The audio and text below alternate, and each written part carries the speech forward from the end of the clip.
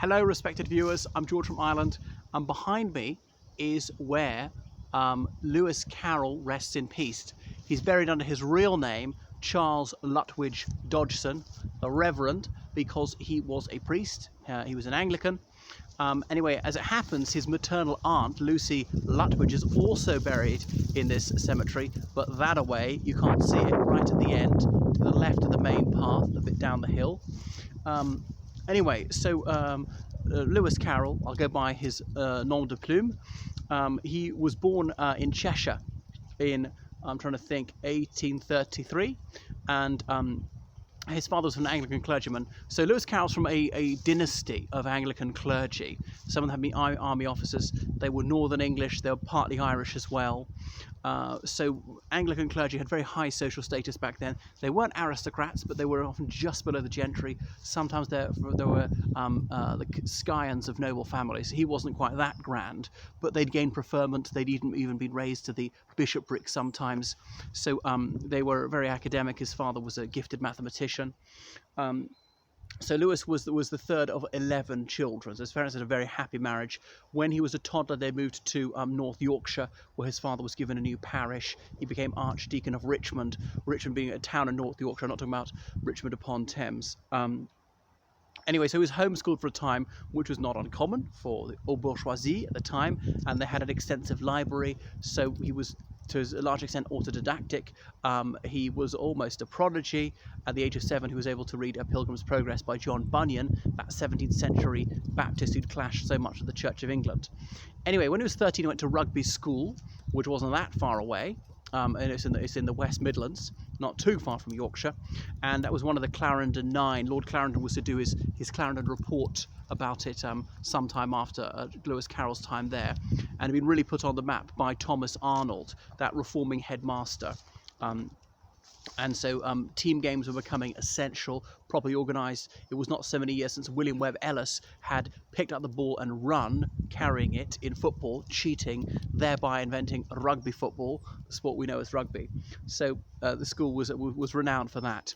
But anyway, Lewis Carroll was immiserated there because he said there was severe bullying, not of him, but he saw it happen to others. Though he didn't boast about it, it's others people said that he was gallant and he valiantly fought physically often to protect the weaker and less popular boys who were being savagely bullied by big brutes. And the fact that he was very clever didn't help his case either. He was fantastic at classics and a number of other subjects, and obviously mathematically just off the chart. So at the age of 17, he went up to Christ Church, Oxford, that being the noblest college in Oxford, founded by Henry VIII and Cardinal Wolsey, and his father also attended it, known as the House. So a lot of them were aristocrats there. He wasn't there, but he was still quite well got. So he went up to Ides Christi, and it was Canon Edmund Pusey was there, who was a family friend, and who was the brother of Edward Bouverie Pusey, the well-known Tractarian, because his family, Lewis Carroll's family, they were high Anglicans. The Oxford movement was going on at the time. Some Anglican clergy saying, we're very high church, the next logical step is to cross the Tiber and become Catholics, Roman Catholics, not Anglo-Catholics. But he didn't go that far. And he'd known Cardinal Newman when Newman was a Catholic. But I don't think it was actually anti-Catholicism, anti-Roman Catholicism, Lewis Carroll, though some people were against it, very much against it at that time in this country. So he really carried off all the glittering prizes, and he got a double first in mathematics. So he didn't have to study classics when he was there, just pass Latin, Greek and maths to get in. And Oxford University was much smaller back then, only had about 2,000 undergraduates altogether, about 20 colleges. All the undergraduates lived in all the way through. It was an entirely male world. So he was then given a studentship. Now this is a confusing thing. At Christ Church, Oxford, a student is one of the academics, not one of what we would call the students. They were undergraduates.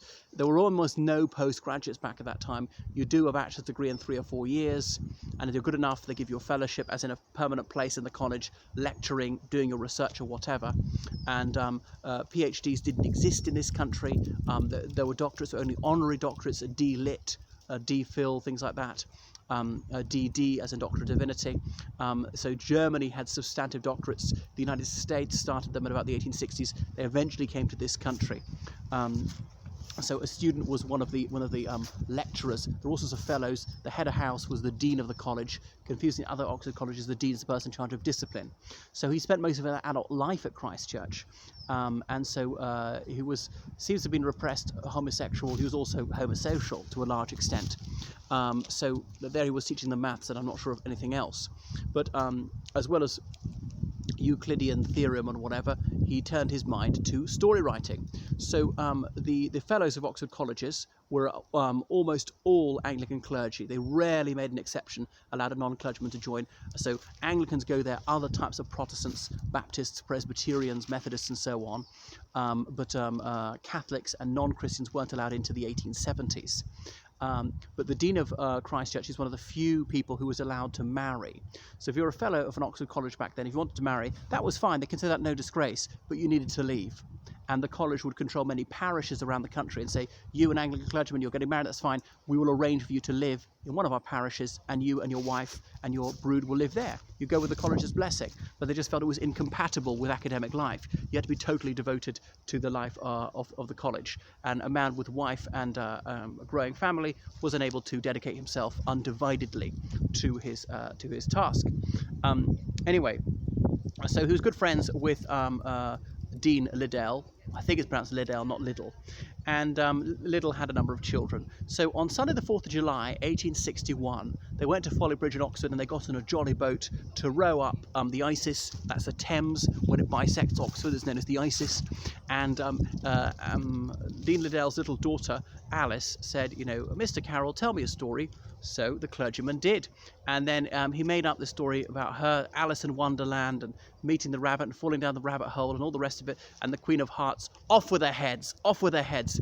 I'm late for a very important date. The Queen shall have my head upon a plate. And they're going to be someone who was mad, simply mad as a hatter, and all the rest of it. So, and when they got back, Alice said that was such an absolutely phantasmagorical tale that he ought to put pen to paper. So indeed, he got his quill out and scribbled it out. And so Alice in Wonderland was born. And it really was groundbreaking as a children's tale, because previously they were from fairy tales, and they're quite formulaic about cardinal numbers, the seventh son, and the three virtues, or the whatever, or the three gates, or the 12 tasks, or anything like that. And ghosts and ghouls and goblins, hobgoblins, enchanted forests, and these gothic castles, and nighttime thunder and lightning, very, very frightening, breaking the spell, the evil godmother, the witch, and things like that. Fairies. But no, this was different. It's completely out of his imagination. So that was epoch making in terms of children's literature. So I don't think anything else is quite so original. Bear in mind, he was a numbers guy, so it might seem to be extraordinary. What a polymath. So he wrote that, and it was an absolute raving hit sensation. Surely the most purchased book of 1861 throughout the Anglosphere. Remember that the English-speaking world was much smaller. Okay, Ireland, Great Britain, we spoke English. The United States, Canada, a bit of Canada, but the so-called empire, those colonies, very, very little. The British Empire, say in Africa, was just a few ports on the coast, and very few of the autochthonous people spoke English back then. Okay, the Caribbean, more people becoming literate. India, okay, British rule hadn't penetrated all of India, and even though then very few Indians could speak English. Obviously, the 20th century, when the English language has spread like wildfire, it's become far more widely read and appreciated. It's never been out of print. There are numerous iterations of it as a play, as a film, and so forth. So Queen Victoria read it with a great delectation, and then she had an audience with him, and she said to the Reverend Charles Lutwidge Dodgson, as he was, "You must send me your next book." So he promised to do so, and he was as good as his word. His next book was on some particularly obscure backwater topic of mathematics, and he dispatched it to her, so she read it with some bemusement. I doubt she got to the end of it. So that was Lewis Carroll. He then had a very bad and sudden falling out with the Liddell family. We don't know why. A curtain is drawn over that one, so it must be something rather disgraceful. He left Christ Church hurriedly. Again, we're not quite sure why, but he then became a clergyman here in Guildford. Now, Lewis Carroll had a hobby that we would at best say was unusual, certainly morally suspect. his pastime, and he was one of the first people in the United Kingdom to own a camera. Remember, the Daguerre brothers only invented photography in France in the 1840s. So I mean, he was born before the camera. Was photographing naked prepubescent boys, and he would do so with the express permission of their parents, sometimes in the immediate presence of their parents. But that was his hobby, and he had hundreds of photos of them. And was this simply an artistic innocent pleasure of his? Was it something like some sort of academic study, or what? Or was it something far more sinister? But anyway, there was no secret about it. This was the cult of the beautiful child back then, and part of the argument was these children were so young, he couldn't possibly have any untoward intentions regarding them. And the other thing is, the clergy were just above suspicion. They were unimpeachable. Nobody would ever dare cast aspersions on a clergyman's probity. And indeed, there was a woman in the early 19th century who publicly accused a clergyman of being a liar, and she was sent to a psychiatric hospital for that, where she spent over 20 years. And I think that was the only indication that she was mentally ill. So what else about him? When he died, his family then destroyed all his photographs of naked underage boys, thinking it could damage his posthumous reputation. He said that the female form of any age was utterly unattractive and uninteresting to him. So that Alice, who was so fond of, she grew up, she got married, she had children, that was her. So had a happy later life, that Alice Liddell.